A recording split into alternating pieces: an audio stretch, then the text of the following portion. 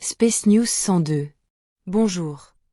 Merci d'être ici avec moi une fois de plus. J'espère que vous allez très bien aujourd'hui.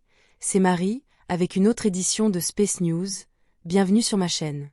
Ces informations peuvent être considérées comme de la science-fiction ou comme le spectateur les voit le mieux et je les publie uniquement à des fins de divertissement. Cependant, je prends mes informations très au sérieux, et pour ceux qui ont des yeux pour voir. J'écris ces lignes le matin du 26 septembre 2025. Plusieurs semaines se sont écoulées depuis que je vous ai informé de la disparition des petits jardiniers extraterrestres gris. Et malheureusement, ils sont toujours introuvables. Ce problème a désormais transcendé la plupart des principales races de la Fédération, qui les recherchent activement tandis que leurs vaisseaux spatiaux parcourent tous les coins de la galaxie, accomplissant d'innombrables autres tâches. À l'heure actuelle, un vaste réseau de vaisseaux spatiaux de la Fédération transmet des messages partout pour retrouver les états gris qui pourraient rester, mais aucun de leurs messages n'a eu de succès. Comme vous le savez, ce qui rend l'exploration spatiale si difficile, et dans ce cas, la recherche spatiale, c'est les différences de décalage temporel complexes entre chaque secteur de l'espace et même entre chaque planète. Il y a déjà une forte différence entre la valeur de n'importe quelle unité de temps, entre Mars, Vénus et la Terre. De plus, même la NASA a admis que le temps s'écoule plus lentement pour les astronautes dans leur vaisseau spatial en orbite autour de la planète, même si ce n'est que de quelques secondes. La différence entre la perception du temps par Aced Nidia et sa flotte antarienne en orbite autour de la Terre à haute altitude, juste au-dessus de la Lune, et celle de notre flotte Tejet en orbite basse autour de la Terre, est très marquée. 5 minutes, le temps s'écoulant plus lentement pour les Antariens, et cela rien qu'en orbite autour de la Terre. Imaginez la différence entre ici et l'autre côté de la galaxie. Ce que je veux dire, c'est que les petits extraterrestres gris, les plus sympathiques, existent peut-être encore quelque part, et nous l'espérons. Je ne dirais pas qu'ils existent peut-être encore dans une autre ligne temporelle, car en tant que telles, elles n'existent pas, puisqu'il n'y a que l'unité, et les lignes temporelles telles qu'elles sont décrites sur Terre ne sont qu'un concept généré par différentes perceptions du temps. Les lignes temporelles sont une perception, pas quelque chose que vous vivez comme quelque chose d'extérieur, car elles ne sont qu'une perception de vous-même et de qui vous êtes. Quoi qu'il en soit, de notre point de vue, et du point de vue qui nous concerne ici, les petits extraterrestres gris de Zeta Reticuli nous manquent, et comme leur planète d'origine a été envahie par les forces d'Orion, les choses ne s'annoncent pas bien pour eux. Passons à autre chose, je dois insister sur le fait que nous ne savons toujours pas de quoi ils parlent à propos du moment où les médias terrestres mentionnent Troy Atlas, car ce qu'ils sont censés voir et suivre depuis là-bas n'est pas ce que nous voyons d'ici, c'est-à-dire la normalité. Nous ne pouvons pas savoir ce qui se passe dans l'esprit des personnes qui poussent l'idée que Troy Atlas est autre chose qu'une simple comète, mais cela ressemble certainement au début d'une fausse invasion extraterrestre, alors méfiez-vous de cette fausse bannière dont nous savons tous qu'elle arrive. Nous voyons beaucoup de comètes d'ici, mais rien d'inhabituel, seulement les choses ennuyeuses que nous avons tous l'habitude de voir d'ici, et qui suivent toujours les grands systèmes solaires complexes comme celui-ci. Passons à autre chose.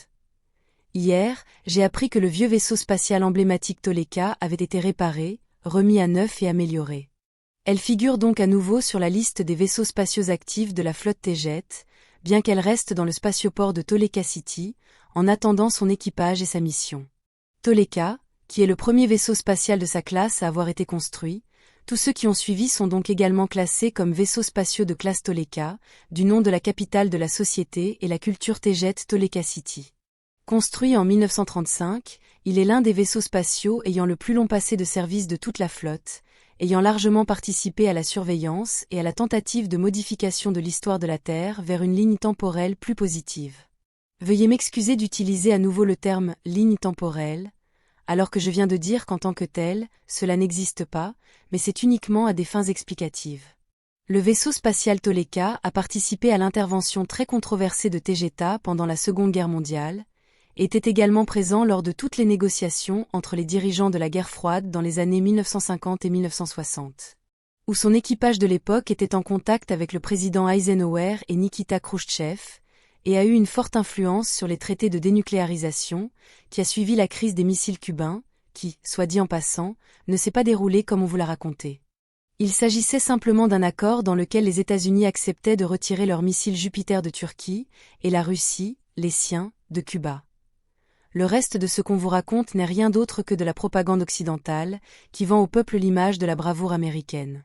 Et le monde n'a jamais été proche de la destruction à cette époque, pas plus que d'habitude, car cela revient à semer la peur, comme toujours. Et je le sais parce que l'équipage du vaisseau spatial Toleka observait tout et discutait avec les deux gouvernements à l'époque.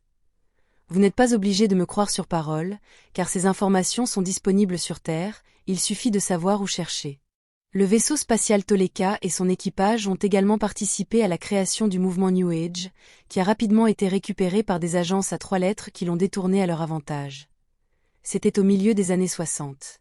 Le vaisseau spatial Toleka a également participé à la première tentative pour transmettre des informations directes aux habitants de la Terre par l'intermédiaire d'un contact choisi en Suisse, qui représenterait les Taygets, car tous leurs messages seraient transmis par cet homme à un bras, dont je préfère ne pas mentionner le nom, parce que le contact avec lui ne s'est pas bien terminé. Car il a commencé à inventer des choses, y compris des photographies, certaines d'entre elles, pas toutes, et à transformer tout cela en une sorte de culte, ce qui était contraire aux intentions des Taygets. C'est pourquoi il est si important que j'écrive directement et que j'envoie tous mes messages directement à vous tous, sans passer par une autre personne, un représentant ou quoi que ce soit d'autre, car historiquement, ces personnes finissent toujours par tout gâcher, car elles finissent toujours par mélanger leurs propres intérêts avec ce qui compte vraiment. Ensuite, le vaisseau spatial Toleka a également participé en tant que vaisseau principal au projet malheureux de Premier Contact, puis à la série de tentatives visant à transmettre des informations aux habitants de la Terre par l'intermédiaire de plusieurs personnes, comme vous le savez, jusqu'à ce que le manque d'entretien et les années qui s'accumulaient sur sa coque vieillissante obligent les Taygets à le retirer du service. Pendant plusieurs années, le vaisseau spatial Toleka a été le seul vaisseau Tayget en orbite autour de la Terre, principalement en tant que vaisseau amiral de l'ancienne reine Alénime, et fonctionnait avec un équipage réduit de 30 personnes, alors que le nombre officiel d'équipiers requis était proche de 500. Ce manque de personnel a également contribué à l'accumulation de problèmes d'entretien et de dysfonctionnement à l'intérieur du Toleka, car même avec les meilleurs efforts d'entretien de son petit équipage, il était très négligé. À l'époque, lorsqu'il a été retiré du service actif, il risquait d'être mis à la ferraille, car il est plus facile pour les Taygets de construire un nouveau vaisseau que de réparer un vaisseau vieillissant, présentant d'innombrables problèmes. Cependant, dans le cas du vaisseau spatial Toleka, sa longue histoire et sa valeur historique l'ont protégé, car nous avons tous préféré faire un gros effort pour le réparer plutôt que de le laisser sombrer dans l'oubli de manière triste et déshonorante. Le vaisseau spatial Toleka a eu une seconde chance, car sa conception initiale a également été respectée, et même lorsque de nouvelles technologies ont remplacé ces anciennes, là où cela était nécessaire, son essence est restée la même. Les modifications qui lui ont été apportées l'ont été uniquement à des fins de fiabilité et de mise à jour, et pour qu'elles puissent fonctionner correctement à notre époque, quoi que cela puisse signifier avec tous ces décalages temporels partout. Le vaisseau spatial Toleka a toujours été lié aux forces expéditionnaires Tayget en visite sur Terre, il est donc très probable qu'il revienne ici, en orbite basse autour de la Terre, pour rejoindre la flotte Tayget existante. Lundi dernier, cette semaine, le nouveau vaisseau spatial Elnat est retourné à Temer, chez ses constructeurs, qui vont installer plusieurs améliorations au niveau des moteurs, ce qui pourrait prendre plus de temps que prévu. L'équipage de l'Elnat pourrait donc déménager sur le Toleka, au moins temporairement, et ce sont peut-être eux qui le ramèneront ici, en orbite basse autour de la Terre. Cela fait encore l'objet de discussions, je ne peux donc rien garantir pour l'instant, même si le retour du Toleka ici est acquis. La seule question qui se pose actuellement est de savoir qui composera son nouvel équipage. En parlant des membres d'équipage, mercredi dernier, l'un des membres d'origine du vaisseau spatial Toleka, Salah Fayel, est revenu rejoindre ses amis et sa famille ici après avoir passé plusieurs mois sur Temer. Il est très heureux d'être de retour ici, en orbite basse, où son expérience des relations directes avec les humains à la surface est très utile, en particulier lors des missions d'approvisionnement. Je suis également heureuse de vous informer que l'ancienne reine Alénime et son mari Kila ont également rejoint l'équipage de mon vaisseau spatial, où ils resteront quelque temps avant de retourner dans leur maison à Toleka City. Je tiens à préciser ceci afin d'éviter toute spéculation. Alénime n'est plus la reine de Taygeta, et elle n'est plus active en politique ni dans aucune autre entreprise similaire. Elle est ici uniquement en tant que visiteuse civile et n'interférera pas avec mon travail de reine de Taygeta. Je suis désormais la reine, et je n'ai plus besoin de mentor, ni de demander la permission à qui que ce soit pour prendre mes décisions. Passons à autre chose. Nous avons détecté beaucoup de mouvements d'Orion depuis leurs vaisseaux spatiaux en orbite haute vers la Terre à travers des portails. Cette augmentation de l'activité est considérée comme un signe évident de manipulation directe contre les peuples de la Terre, d'autant plus que nous pouvons établir un lien avec la cabale, leurs politiciens fantoches et leurs mouvements et agendas à la surface. Ils accélèrent clairement leurs plans et leurs manœuvres, et je fais le lien avec la possibilité qu'ils utilisent Troy Atlas comme point de départ pour la fausse invasion extraterrestre. Mais comme je l'ai déjà dit, nous ne pouvons jamais savoir exactement ce qu'ils prévoient de faire, ni quand, car ils utilisent d'innombrables exercices et événements mis en scène pour étudier la réaction du public, afin de perfectionner leur prochain coup, d'épuiser la patience et la volonté de riposter des gens. Nous en avons vu un exemple flagrant lors de la vague d'engouement pour les drones, principalement dans la région du New Jersey et de New York, il y a près d'un an. Cela ressemblait clairement au début d'une fausse invasion extraterrestre, mais elle s'est estompée assez rapidement, laissant la plupart des gens indifférents à ce genre de choses et de sujets. En d'autres termes, ce n'était qu'une opération psychologique.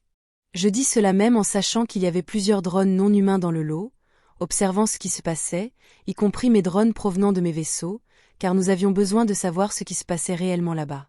Il y a eu beaucoup de discussions à ce sujet, puis au sujet d'une base extraterrestre inondée ou attaquée par les forces de la cabale, ce qui expliquerait l'activité intense des ovnis, mais les données directes provenant de nos drones ne corroborent en rien cette hypothèse. Car nous avons clairement détecté des machines télécommandées de fabrication humaine décollant de bases aériennes et de navires en mer pour effectuer l'opération psychologique, et l'utilisation d'hologrammes aériens assez basiques était également présente, qui étaient également générés par ces mêmes drones, créant un spectacle lumineux plus ou moins convaincant pour tester les nerfs de la population humaine. Les données qui prouvent l'ingérence directe des races d'Orion seront très utiles pour étayer nos arguments et obtenir davantage de soutien de la part des races stellaires de la Fédération qui restent sceptiques et qui interfèrent avec les efforts de la Triade pour aider la population humaine, pensant qu'elle la protège. Les petits engins Tejet, conçus pour ressembler à un hélicoptère humain, sont prêts à entrer en service, et les premiers seront transportés ici lors de la prochaine mission d'approvisionnement la semaine prochaine. Tous leurs problèmes techniques et défis ont été résolus, et ils devraient fonctionner parfaitement. À titre de référence, les engins non humains ressemblant à des véhicules humains pour effectuer des tâches proches des humains n'ont rien de nouveau, comme l'a expliqué le grand Salvador Freixedo dans l'un de ses livres, soit dans celui intitulé « Défendons-nous des dieux » ou dans celui intitulé « La ferme humaine ». Je ne sais pas exactement lequel, car j'écris de mémoire, mais je suis presque sûr que c'est dans le premier que j'ai mentionné. Je vous recommande vivement de les lire car une grande partie de ce qui se passe, même au sein de mon groupe, y est expliqué, ou du moins y est pertinent pour mieux comprendre. En lien avec ce que je viens de dire, les sauvetages ont failli s'arrêter en raison d'un manque de renseignements exploitables et de ressources pour en obtenir davantage, à cause du bazar en ligne du mois dernier, mais ils reprennent maintenant leur cours normal, et devraient s'améliorer encore davantage au cours des prochaines semaines lorsque les hélicoptères entreront en service. À quelques exceptions près, nous ne faisons plus sortir la plupart des gens de la planète, nous nous faisons simplement passer pour d'autres humains et nous ramenons les personnes secourues auprès de leurs familles, ou les plaçons dans un endroit où elles seront en sécurité. Notez que je n'ai pas dit qu'elles étaient remises aux autorités, car nous savons tous que celles-ci sont compromises, du moins pour la plupart. Nous n'avons trouvé aucune personne provenant d'une autre planète, ni de Tegeta ou d'Antaria, au cours des dernières semaines, car elles ont très certainement été emmenées beaucoup plus profondément sous terre. Mais avec la mise en service de nos nouveaux hélicoptères, cela va également s'accélérer, même si cela ne dépend pas uniquement des véhicules aériens. Nous ne laissons personne derrière nous. C'est tout ce que j'avais à vous dire aujourd'hui. Comme toujours, merci d'avoir regardé ma vidéo, et d'avoir liké, partagé, et de vous être abonné pour davantage. Cela aide beaucoup cette chaîne à grandir. Et j'espère vous voir ici la prochaine fois. Avec beaucoup d'amour et de reconnaissance, votre amie, Marie.